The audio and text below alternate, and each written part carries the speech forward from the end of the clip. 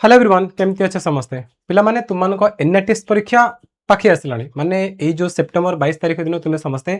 एनआरटीएस exam देवाक जाऊँ मुझे जानती समस्ते बहुत एक्साइटेड अच्छो एग्जाम आगे नर्भस भी फिल कर कहीं दिन संख्या कमी कमी आसूँ आउ कईटा दिन पर तुम मान एग्जाम हो तो कौन करवा आम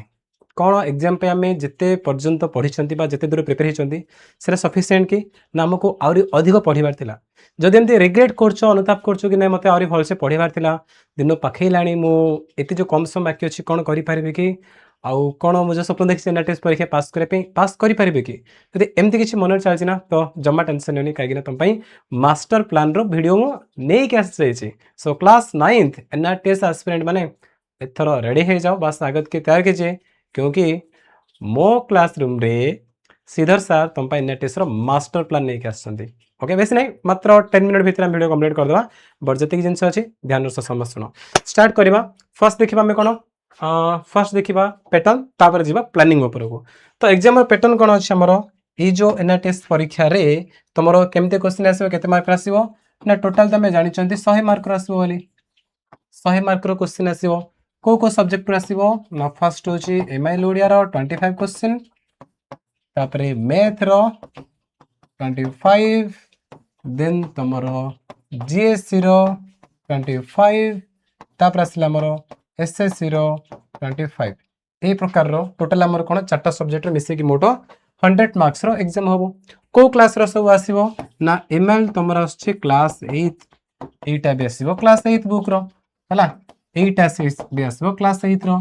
एटा मध्ये आसीबो क्लास 8 रो किंतु जिनस कौन ना ये जो क्लास 8 रो कहूँ मैथमेटिक्स से एटा सब जा क्लास 8 बुक आसेनी क्वेश्चन बुलाबुली कर पचारे अलमोस्ट 10-15टा तुम सिमिलर रही क्लास 8 बाकी जो तुम 5-10टा क्वेश्चन रहा ना 10-15टा क्वेश्चन 10 ରୁ 15 से तुम कौन आसो कहल तुम टे एक्सट्रा एक्सट्रा माने अलग प्रकार सब क्वेश्चन गुड़िक आसो तुम खाली क्लास 8 बुक पढ़दे हेनी आ कौ सिलेबस आसो ना सब ओल्ड जोटा कि तुम पढ़ुल एबे जो 8 बुक चेंज होती से ना जो बुक तुम पढ़ुल तुम फॉलो करुल से सब किसी क्वेश्चन आसो आ एग्जाम केमती का रहा तुमको एमसीक्यू रो क्वेश्चन पेपर मिल ओएमआर सीट मिल ओएमआर सीट 1 2 3 एमती पूरा 100 पर्यंत थी तुम गोल बुलेब है 4टा ऑप्शन थी जेकोसी गोटे तुम करेक्ट आंसर ताकू जीव ओएमआर सीट गोल बुलेक आसो तो ये कौन आम एग्जाम पैटर्न केते घंटा मिल 2 घंटा समय तुमको मिल यहाँ भी कहीदेली मुझे पैटर्न समस्ते बुझल एवं चला जा प्लानिंग उपरको है एज्यूम कर तुम पाखे बहुत बहुत बहुत कम दिन अच्छी आज जो वीडियो बनाऊँ ना मुझे 24 तारीख तो तुम पाखे 30 दिन भी ना है सत हूँ तुम पाखे 30 दिन भी ना तो आम कौन करवा आम एज्यूम कर 25 डे अच्छी बोली पाखे है कि पाखे अच्छी केते दिन मात्र 25 दिन सो 25 डेज आम प्लानिंग करवा के दिन 25 डेज आम गोटे प्लानिंग करवा तो कौन करवा शुण ताको आम फास्ट पार्ट पार्ट कर जापर ना ये सर नो आज 24 तारीख आज वीडियो पकईदेवी मुझे जो मैंने जो डेट देखा से हिसाब से कम कर तो भाभी आम कौन करवा 25 रु नहीं 25 अगस्ट रु नहीं आमर 31 है अगस्ट एति पर्यंत आम कौन करवा आपको जो 5 डेज में 5 डेज धर है ऑल 6-7 डेज हो 25 26 27 28 29 30 31 7 दिन हो तो 5 ରୁ 7 मुझे धर दूसरी कहीं किसी पिला थे जो मैंने 25 तारीख देखिए किसी पिला 26 तारीख वीडियो देखिए किसी पिला 27 तारीख देखिए तो आमको गोटे 5 ରୁ 7 दिन मिलला सेकेंड स्टेज रे कौन करवा ना 1 सेप्टेम्बर नहीं 1 सेप्टेम्बर रु नहीं कि 10th सेप्टेम्बर धरने यहाँ हूँ आमर प्लानिंग रो फेज 2 केते ना अगेन 10 डेज मिलला हमको थर्ड स्टेज रे हमें कौन करवा थर्ड स्टेज रे 10th रु नहीं कि 10th रु 15 सेप्टेम्बर केते 10th ना 11 जीवन यहाँ आमर 11 क्या 10 ये पड़ी 11 रु नहीं कि 15 सेप्टेम्बर हमको के दिन मिले पुणी ना 5 डेज पार्ट पार्ट करवा से प्लानिंग करवा है तापर आमर डायरेक्ट 7 डेज नहीं last 7 days next 16th to 22nd ना 21st में जीवना कहीं 22 तारीख दिन तुम एग्जाम हो तो 21 सेप्टेम्बर के दिन मिलना आमको 16 17 18 19 20 21 6 दिन 6 डेज एति रहा है तो मु बहुत पिला कहि जो मान सिलेबस सर तुम कौन कर जो मान सिलेबस सरनी तुम कौन कर फर्स्ट धरनीय 25 तारीख नहीं 31 अगस्त पर्यंत ये जो 5 दिन 7 दिन मिलला तुम कौन कर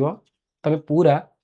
लगी पड़ मैथ भी धरनी मैथ में बिल्कुल धरनी मैथ न धरिया बोल लास्ट मोमेंट रे मु मैथ से लेवल प्रिपेयर करदेवी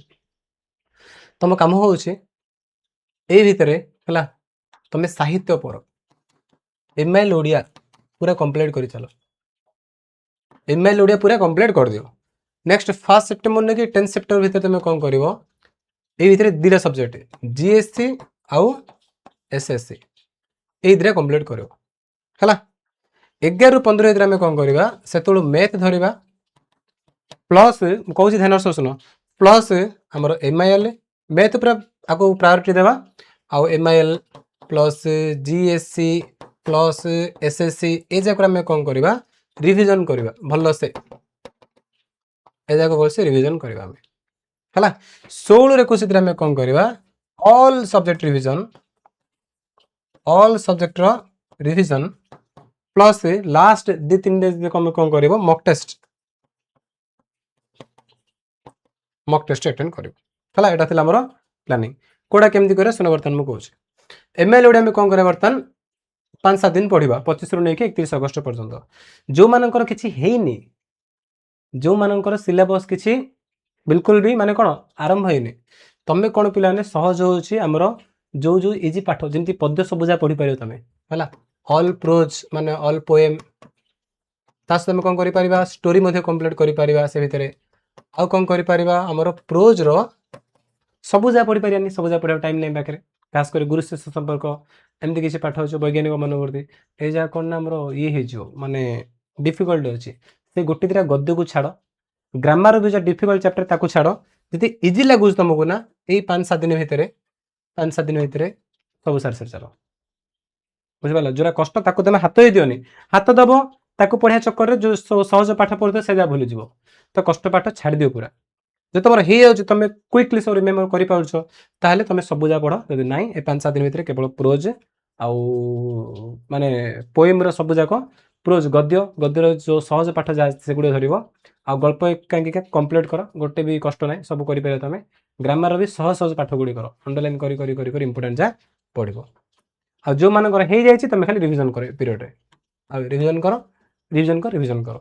देन ये जो 10 दिन कौन करें 1 सेप्टेम्बर 10 सेप्टेम्बर पर्यंत जीएससी एसएससी धर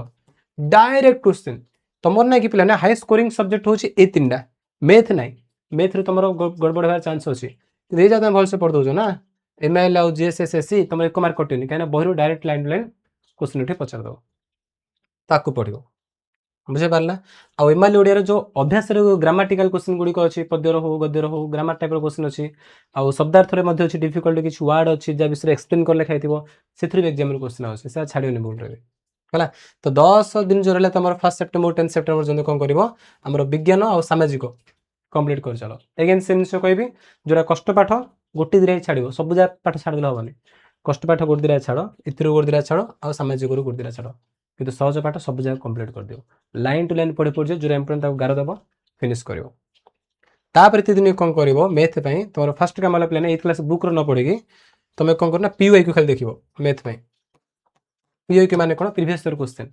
गत वर्ष नेट जी पेपर सब जगह क्वेश्चन कंप्लीट कर यूट्यूब मिल जाए तुमको पीओआईक्यू मैथमेटिक्स गोटे छाड़नी से कर तुम इजिली 20 पाखापाखि मार्क पढ़ाए 20 क्वेश्चन ठीक हो आउ 5टा टे जो जी तुम क्वेश्चन देखी कौ चैप्टर आसती से चैप्टर फर्मुला गुड़िक से चैप्टर कॉन्सेप्ट टे देखीद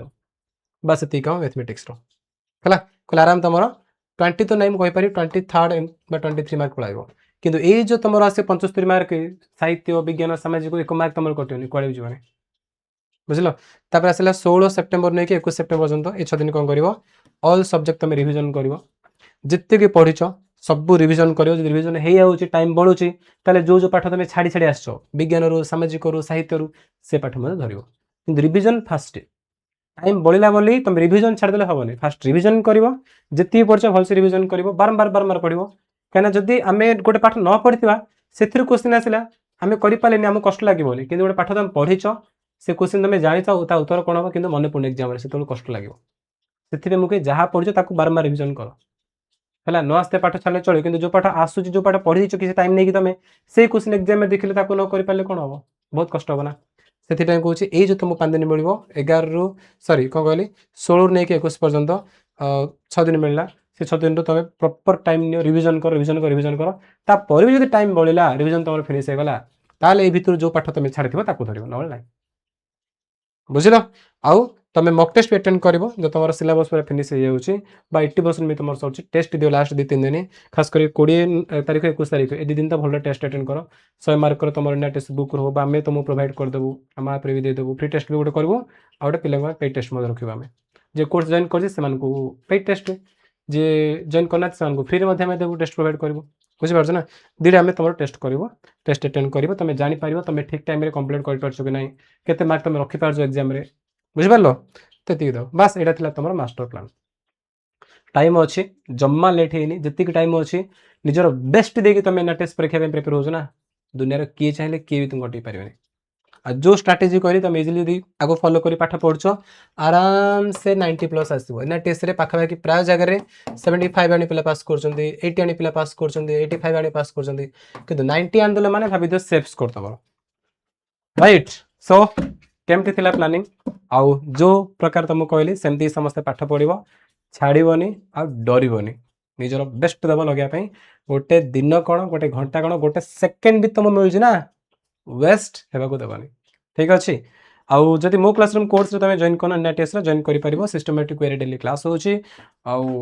ଯଦି ଜାଣିପାରୁନ କେମିତି ଜଏନ୍ କରି କ'ଣ ନାହିଁ, ଆମ ଅଫିସ୍ ନମ୍ବର ହେଉଛି 7077063397। ଏ ନମ୍ବରରେ କଲ୍ କର, ଆମ ଟିମ୍ ତୁମକୁ ହେଲ୍ପ କରିଦେବେ। ଠିକ୍ ଅଛି? ଏନା ଟେଷ୍ଟ ପାଇଁ ଜମା ଚିନ୍ତା କରନି। ସ୍ପେଶାଲି 22 ତାରିଖ ଦିନ ଭୋର 4ଟାରୁ ଛଡ଼ା ମୁଁ ତୁମର ଗୋଟେ ଧୂଆଁଧାର କ୍ଲାସ୍ ନେବାକୁ ଯାଉଛି, ହେଲା। ଆଉ ମୋ କ୍ଲାସରୁମ୍ରେ ପଢ଼ୁଛି ମାନେ ଏନା ଟେଷ୍ଟକୁ କ'ଣ ଛାଡ଼ିକି ପଳେଇବ କି? ଏନା ଟେଷ୍ଟ ବି ଆମକୁ ଛାଡ଼ିବନି, ଆମେ ସେ ଲେଭେଲରେ ପାଠ ପଢ଼ିବା। ବୁଝିଲ? ଆଉ ଫେଲ୍ ହେବା ତ ଦୂରର କଥା, ପାସ୍ କରିବା, ତା ସହିତ ଏକ୍ଜାମ୍ରେ ଟପ୍ କରିକି ଦେଖେଇବା। ଓକେ, ଚलो ଭିଡ଼ିଓ ସମାପ୍ତ କରିବା ଏବେ। Thank you so much, bye.